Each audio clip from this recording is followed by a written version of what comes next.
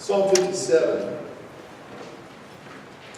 is one of those psalms of David in distress that's attributed to this time frame we've been looking at in 1 Samuel.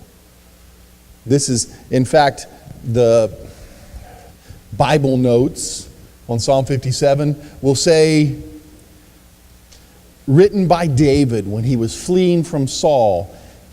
And I've even seen it written while he was hiding in the caves, or in amongst the caves. Now we need to be careful we talk about the caves simply because there's more than one. And in fact, this morning we're going to look at two different caves.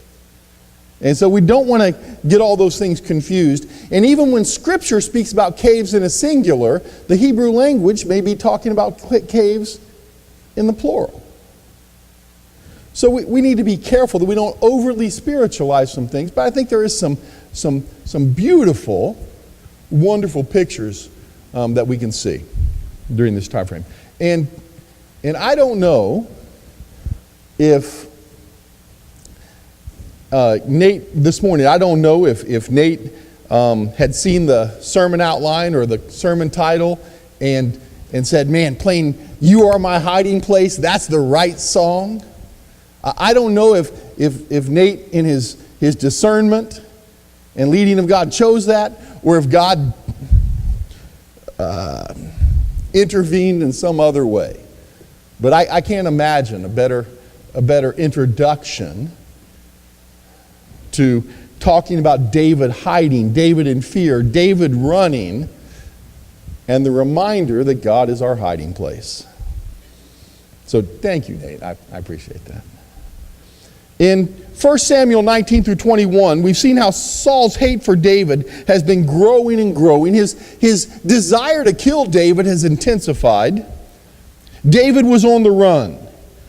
We can remember how he sought sanctuary at the tabernacle, how the priest had given him some consecrated bread. And the only weapon they could provide was the sword of Goliath. Now, it's a pretty good sword. That's a pretty good weapon. If nothing else, the fact that you're walking around carrying the sword of Goliath,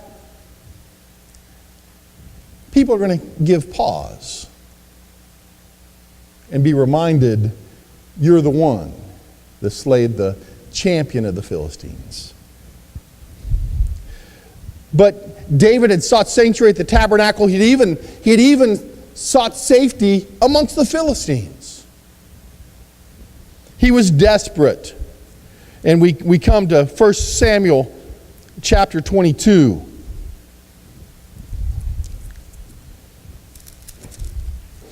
And we read, David left Gath and escaped to the cave of Adullam, where his brothers and father's household heard about it, and they went down to him there. All those who were in distress or in debt or discontented gathered around him, and he became their leader. About 400 men were with him. David was running from Saul. The king was trying to kill him. He was in fear. He found a hiding place. He found refuge in the cave of Adullam. The word Adullam literally means a hiding place, a retreat. And again, whether it was one specific cave or the collection of caves, there's in close proximity to each other. I don't think that's the real issue, because the Hebrew word, as I mentioned, it can be used in the singular or plural. It can be understood as singular or plural. The most likely location for the cave of Adullam, there's a series of caves on a 500-foot hill near the town with the same name. It's about 2 miles south of the valley of Elah, where David killed Goliath. 13 miles west of Bethlehem. So it's still in that same area, that same region. Those foothills or hill country, if you will, of Judah. David seeking to catch his breath, to regain his composure.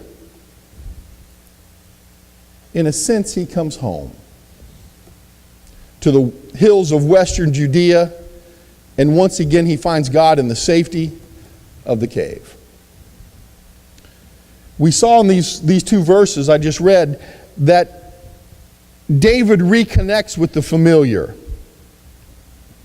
He returns to the Judean hill country. This stronghold became a refuge for David. It became the hub of David's activities as a fugitive from Saul. This was a safe place.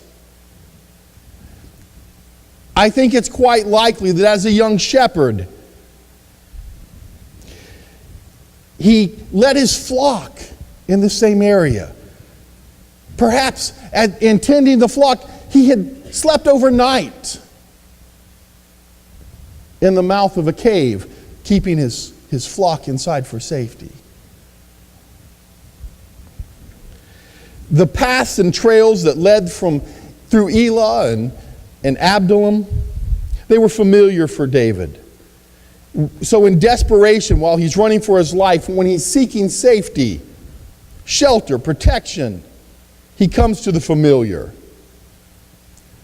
He had just played the part of a madman at the gates of Gath. Probably not, but I'd like to picture as he's going from Gath to Abdullam, maybe the spittle's still running from his beard.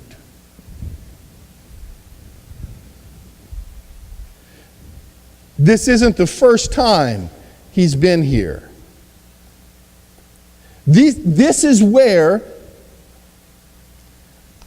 I think we can take liberty. I think we can assume this is in the very region where he was a shepherd. This is where he had learned to trust God.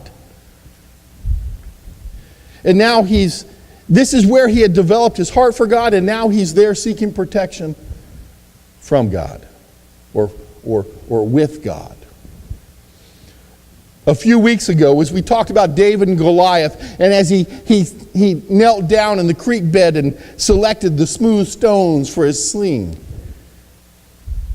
that there in the creek bed of Elah, that was probably not the first time he had been there gathering rocks for his sling. The paths, the hillside, the valley, the caves of western Judea was as much a home to David as Bethlehem. This is where he had learned that he could trust God in every situation and circumstance. When David, before facing Goliath, and he said, God delivered the bear and God delivered the lion into my hands. It probably happened within just a few miles from where he was right now. He returns to the Judean hill country. And then we also see that his family comes to him. We read in verse 1 of 1 Samuel 22 that his father's household and his brothers, they came to him there at Abdullam. There's something about the comfort of family. It doesn't matter how dark the situation or how deep the despair. There are certain relationships that bring hope. There are certain relationships that bring comfort. There are certain relationships, the family relationships, in which we feel safety, unconditional love and acceptance, understanding, commitment, protection. Family desires the best for you and encourages the best from you. Family doesn't care if you're acting a fool at the gates of the Philistines. Family doesn't care if you've become public enemy number one in the eyes of a lunatic king. Just as the cave provided physical protection, reconnecting with family brought that emotional, mental rest and peace and comfort. I also want us to notice, look at verse 3. From there David went to Mizpah in Moab, and said to the king of Moab, "Would you let my father and mother come and stay with you until I learn what God will do for me?" So they left them with the king of Moab, and they stayed with him as long as David was in the stronghold. Okay. David got his mom and dad safe, and he's going back to Judea. And it would be easy just to move on. But I think there's some significance here that David left his family in Moab.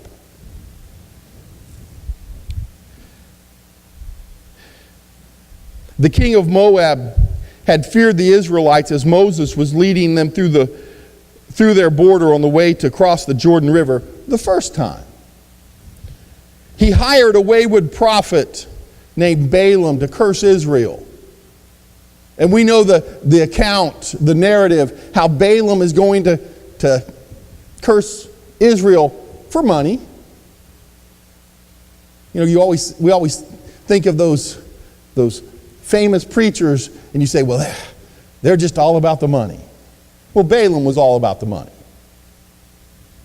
And on the way, his donkey saved his life. God had an angel with a flaming sword in the path that Balaam was blinded to, but that the animal saw. And as he gets off and he's starting to beat the donkey, God intervenes again and shows Balaam what's really going on. That was going to Moab. As the Israelites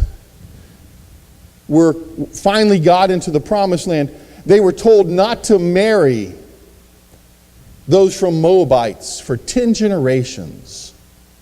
They were to be separate. I don't know.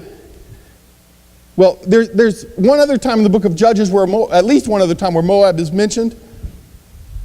Moab had attacked Israel after the death of Joshua, and their king Eglon had ruled over Israel for 18 years. I believe he's the second judge listed in the book of Judges. God raised up Ehud. Not a normal Bible name we hear. In the time frame of Judges, we know about Samson, we know about Gideon and Deborah. We can think of, we get close to the end, and we might think of how Samuel's the last judge. And we may remember an account or two sprinkled in. But I'm not sure that Ehud is on the tip of our tongue. But God raised up Ehud as a judge over Israel, and he lost his dagger, business in first, in the fat of the Moabite king. It plunged right through him. And God delivered Israel from Moab through Ehud the judge, as he led Israel to victory over the Moabites. But then, as the book of Judges is coming to a close, we find a great lesson of faith, and it kind of comes back to David. And we consider the narrative we found near something that transpires, I believe, near the end of the time frame of the Judges, and an individual named Ruth. Ruth chapter 1 and verse 1. In the days when the judges ruled and there was famine in the land, a man from Bethlehem in Judah, together with his wife and his 2 sons, went to live in Moab for a while. And the man's name was Elimelech, and his wife's name was Naomi, and the names of the 2 sons were Mahlon and Chilion, and they were Ephraimites from Bethlehem, Judah. And they went to Moab and lived there. Verse 3, now Elimelech and Naomi's husband died, and she was left with her 2 sons. They married Moabite women, one named Orpah and the other Ruth. And they lived there about 10 years. So both Mahlon and Chilion died, and Naomi was left without her 2 sons and without her husband. Verse 11. But Naomi said, return home, my daughters. Why would you come with me? As Naomi's now returning back to Bethlehem. Why would you come with me? I am going to have no sons who could become your husbands. Return home, my daughters. I am too old to have another husband. And even if I thought there was still hope for me, even if I had a husband tonight and then gave birth to sons, would you wait until they grew up? Would you remain unmarried? No, my daughters, it is bitter. It is more bitter for me than for you, because the Lord's hand has gone out against me. At this they wept. Orpah kissed her mother-in-law goodbye, and Ruth clung to her.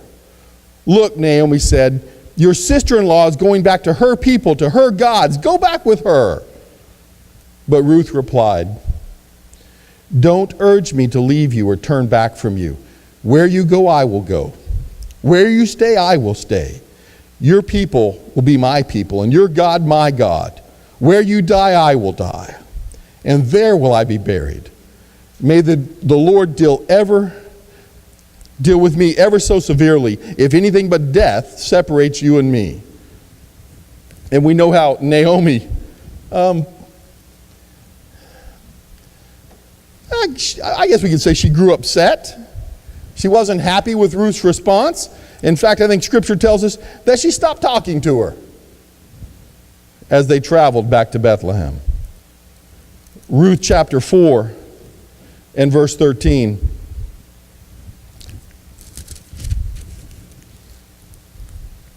So Boaz took Ruth, and she became his wife. He went to her, and the Lord enabled her to conceive, and she gave birth to a son. The women said to Naomi, praise be to the Lord, who this day has not left you without a kinsman redeemer.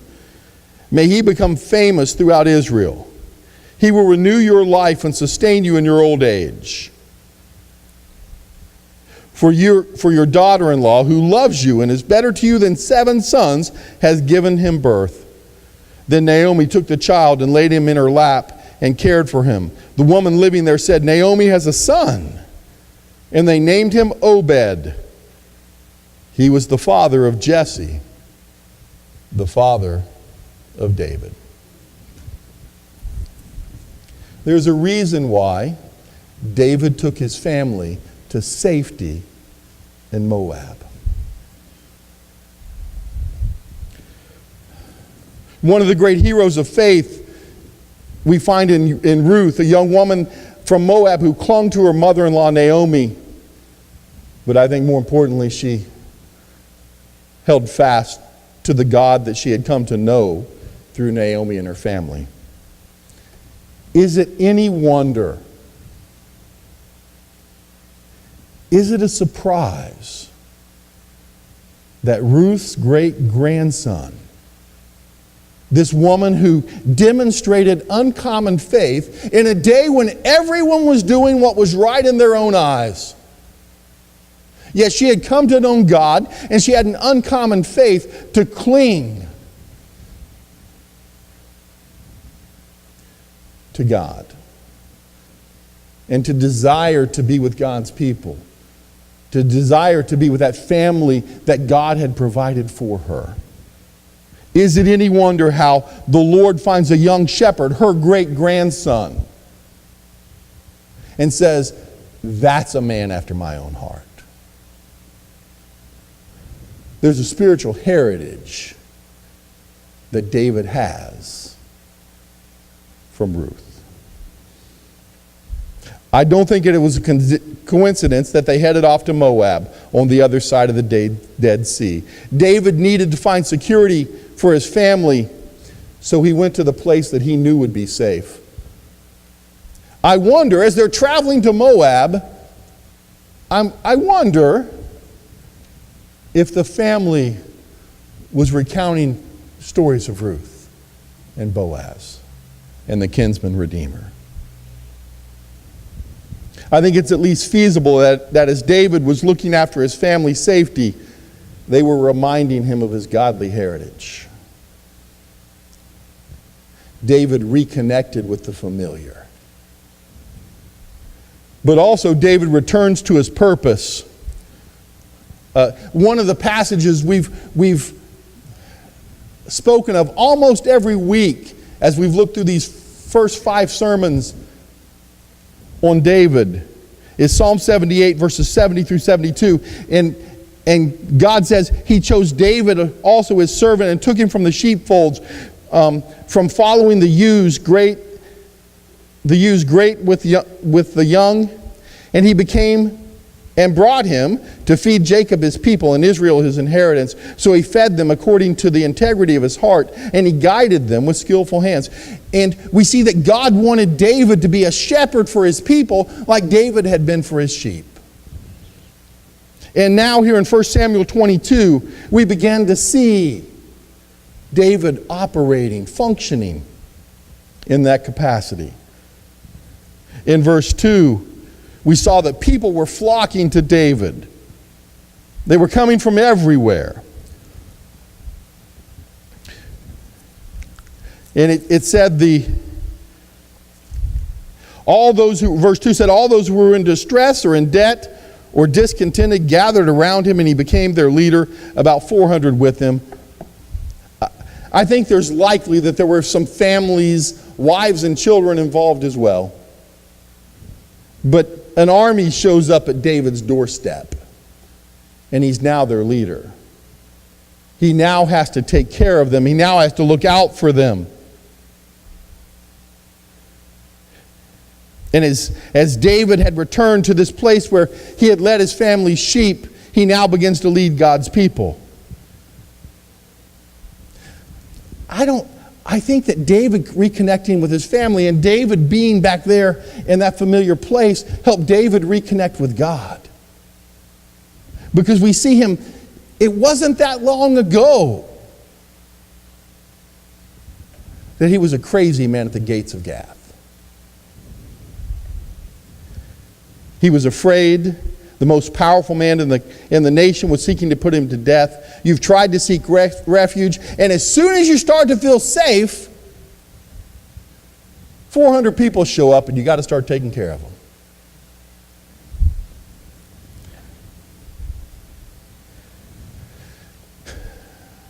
As the next several chapters unfold, we see the truth of Psalm 78 coming to pass. David becomes the shepherd of a nation, caring for God's people. But not only was he the shepherd, he was the protector. He was the protector. When Saul hears that David was in a safe place, and he's now gaining a following, and people are flocking unto him, his anger only grows. When he heard that Elimelech, the high priest, had helped David. If you remember, we looked at that passage. One of Saul's servants was there and saw David there at the tabernacle. And when he reported back to Saul that David had been there, Saul's anger was just boiling over.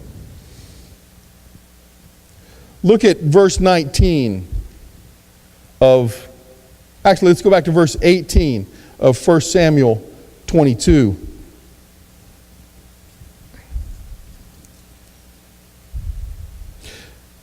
The king, Saul, ordered Doeg, you turn and strike down the priest. Saul had already given that order, and all of his soldiers had said, no, I can't do that. There were limits they had in their obedience to the king.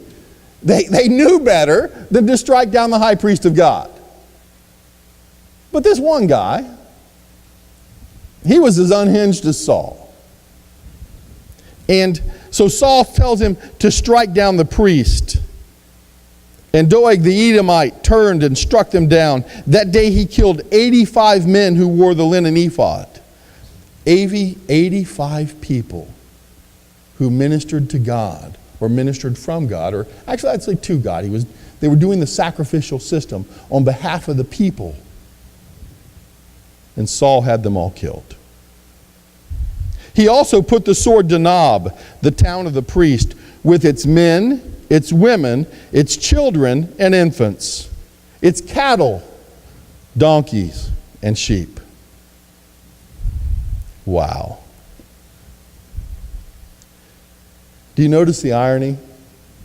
Think back just for a second. When God had instructed Saul to utterly destroy the Amalekites, their sin had come up before God, and God said, I want you, Saul, you got to wipe them out. Not a living, breathing soul. And don't even take anything from them, just destroy it all. And we know Saul brings the king back in chains as a prisoner. And as Samuel happened upon to meet Saul, you could hear the cattle and the sheep that they had taken of the spoils at war. And Saul had claimed to be obedient to God, but his obedience had limits. And he stopped short of doing what God had called him to do, what God had instructed him to do. But now in his anger, because the priest had helped David, he kills them all. He utterly destroys the priests of God, their families, and their possessions. He completely wipes out everything that was theirs. Verse 20, but Abiathar, the son of Elimelech, escaped and fled to join David. Verse 22, David said to Abiathar, that day when Doeg the Edomite was there, I knew he would be sure to tell Saul, I am responsible for the death of your father's whole family. Stay with me. Don't be afraid. The man who is seeking your life is seeking mine also. You will be safe with me. David becomes the protector. David acknowledged his culpability in the matter, and he pledges protection for Abiathar, the son of Elimelech. In chapter 23, we find another interesting passage. Let's look at verse 1. When David was told the Philistines are fighting against Keilah and are looting the threshing floors, he inquired of the Lord, shall I go down and attack the Philistines? The Lord answered him and said, go attack the Philistines and save Keilah. The Philistine raiding parties were attacking a Judean city, stealing the harvest. David inquired to God, sought the leading of God in the matter. But again, and David's going to go down and he rescues the city, and then he's warned of God to leave because the people were going to turn him over to Saul. But don't miss the irony. David and his men were fighting a battle that it was King Saul's battle. The king of Israel was to protect the nation of Israel. But rather than protect the people, Saul had his army chasing David.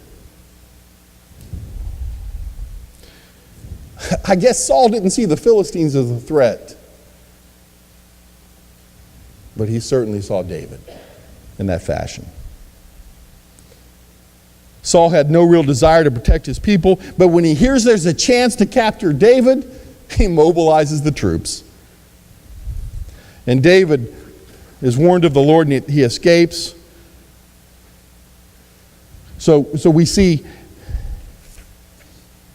David had reconnected with the familiar. David returned to his purpose, and also David retains his testimony. 1 Samuel chapter 24 is one of those, another one of those interesting stories we find in Scripture about David, and it's a curious passage. Look at verse 1.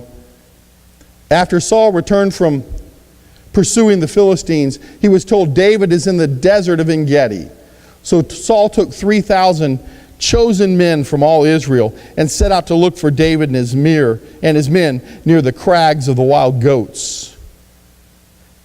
He came to the sheep pens along the way. A cave was there, and Saul went in the cave to relieve himself. David and his men were far back in the cave. The men said, "This is the day that the Lord spoke of when he said to you, 'I will give you your enemy into your hands for you to deal with as you wish.'" Then David crept in up unnoticed and cut off a corner of Saul's robe.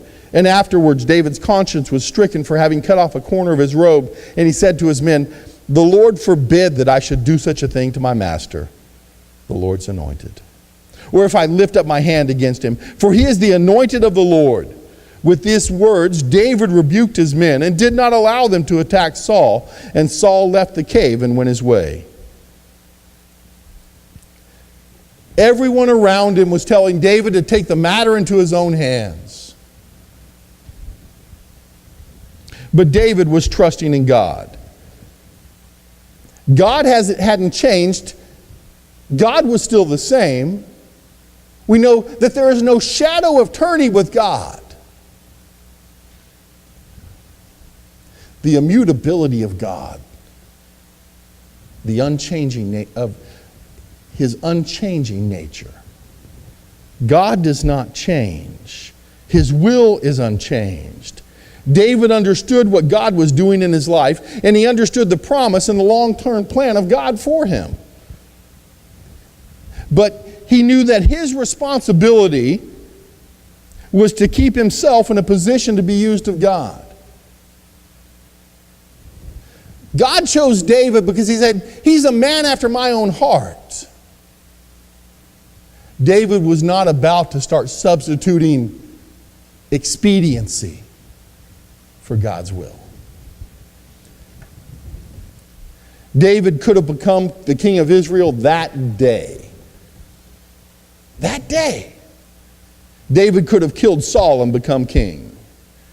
But it was more important for David to remain the man that God had chosen. If we're going to accomplish God's will in our lives, we have to do so without compromise. When we cut corners, when we take the easy way rather than God's way, when we accomplish or seek to accomplish God's will through our means, we've strayed. If we're going to accomplish God's will, we must do so without compromise. David was trusting in God. And we also find in this passage that David was waiting on God. David does confront Saul. Verse 8, David went out of the cave and called out to Saul, "My lord the king." And when Saul looked behind him, David bowed down and prostrated himself with his face to the ground. He said to Saul, "Why do you listen when men say David is bent on harming you? This day you have seen with your own eyes how the Lord delivered you into my hands in the cave. Some urged me to kill you, but I spared you. I said, I will not lift my hand against my master, because he is the Lord's anointed. See, my father, look at this piece of your robe in my hand. I cut it off the corner of your robe, but did not kill you. Now understand and recognize that I'm not guilty of wrongdoing or rebellion. I have not wronged you, but you are hunting me down to take my life. May the Lord judge between you and me. May the Lord avenge the wrongs that you have done to me, but my hand will not touch you. As the old saying goes, from evil doers come evil deeds, so my hand will not touch you." And he goes on, verse 16, when David finished saying this, Saul asked, "Is that your voice, David, my son?" Man. And he probably kept a straight face.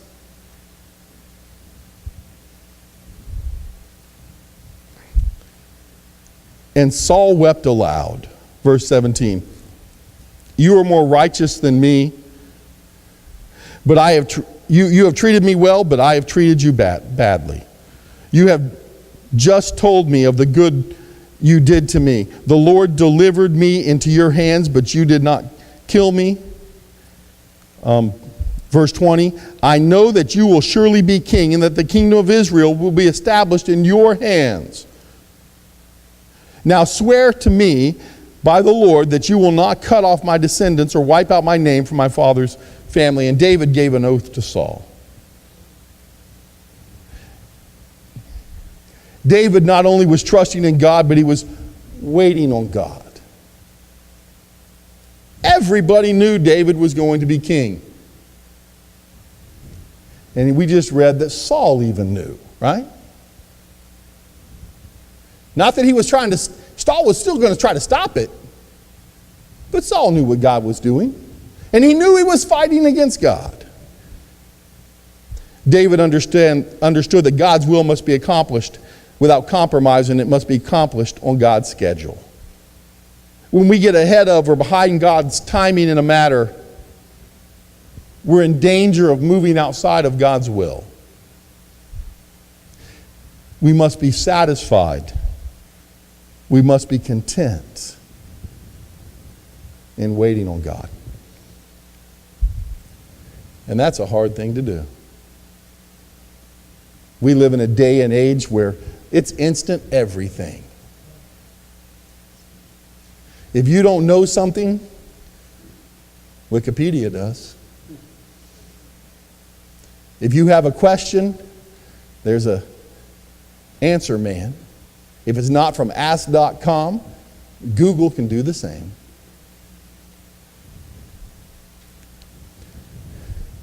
We have fast food and complain that it's not fast enough. We ought to be complaining that it's not food enough.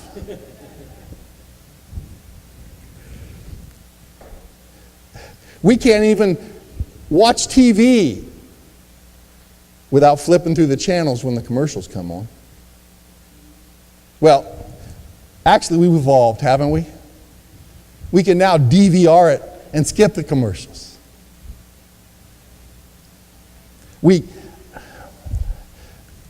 And I guess watching TV isn't even something that the younger generations identify with.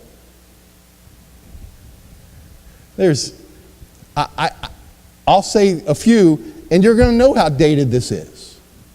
Between Netflix and Amazon Prime or YouTube or whatever, you watch everything here and now, when it's convenient for you, around your schedule. Yes, I know there's Hulu. And there's probably a couple others I know, but not well enough to remember them at this moment. We don't wait on anything. But beloved, we need to learn how to wait on God. We can get instant everything else. But we need to learn how to wait on God. Let me share just a few final thoughts. When you find yourself in a difficult place, I'm going to recommend that you kind of go through the progression we find in David this morning in this passage.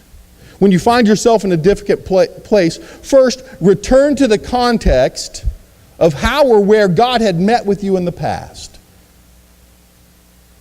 If you're not as close to God as you used to be, well, we know that God is immutable. God hasn't changed. If there's a difference in the juxtaposition of your relationship with God, you're the one that's moved and not God. Return to the context of how and where God has met with you in the past. If you've drifted from God, go back to a place where you had enjoyed the sweet, deep, abiding fellowship with God in the past. Return to the familiar. Whether that's a place or a relationship or a passage of Scripture. Return to the familiar. Second, remember what God has accomplished both in and through you. Remember what God has accomplished both in and through you. We know that David had the courage to face Goliath because he had that history, right?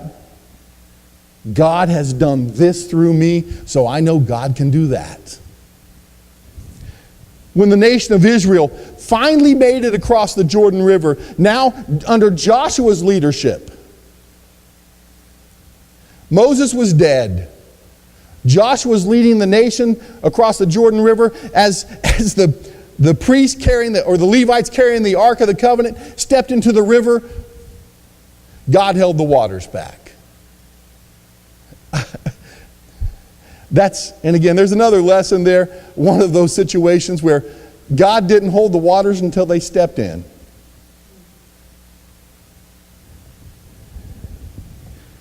When Israel crossed through the Jordan River and they were finally entering into the land of God's promise, God instructed Joshua to have the leaders from each tribe go down to the riverbed and pull out a stone from the bed of the Jordan. And they stacked them. They piled them. Well, they stacked them. We'll say stacked. I think it was more orderly than just a pile of rocks. But they stacked them, one on top of the other. And it built this pillar of testimony. When you think you want to go back, before you go across the river, you know what you're going to come to? Those stones the tribes pulled from the river, stacked on the bank. Testimony that God brought us here, and God can leave us on.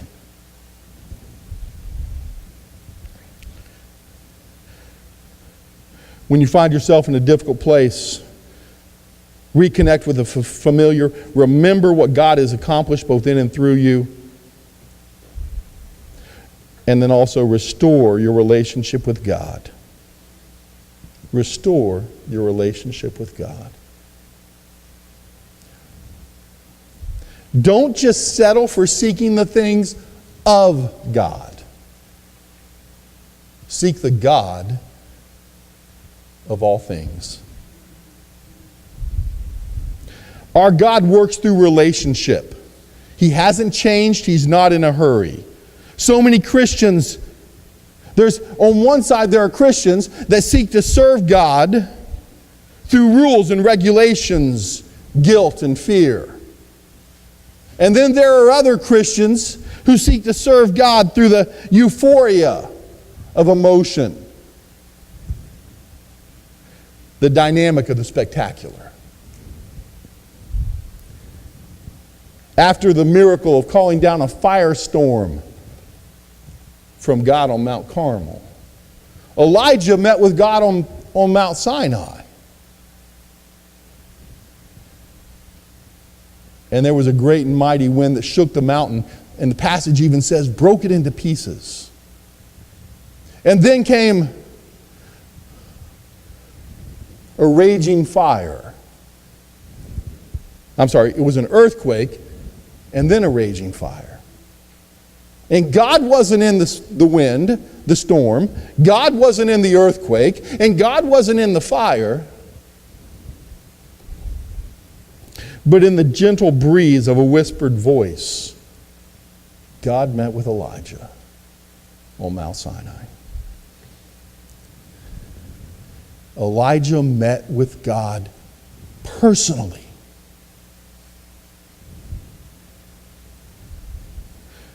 Beloved, we need to be learning to serve God through relationship. That relationship that we have based upon the sacrifice of Christ on the cross of Calvary. Our sin separates us from God. The great gulf of our offense.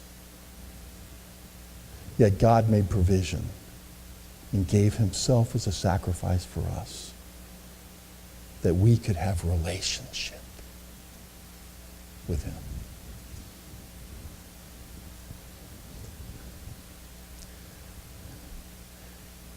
Here in chapter 20 through 24 of 1 Samuel, we see David reconnecting with that relationship that he had as a shepherd in the Judean hillside. We see David becoming the man that God wants him to be to be the shepherd of his people through relationship with God. Whatever it is God has for us, my friends, he wants us to accomplish it through relationship with him. Let's bow our heads.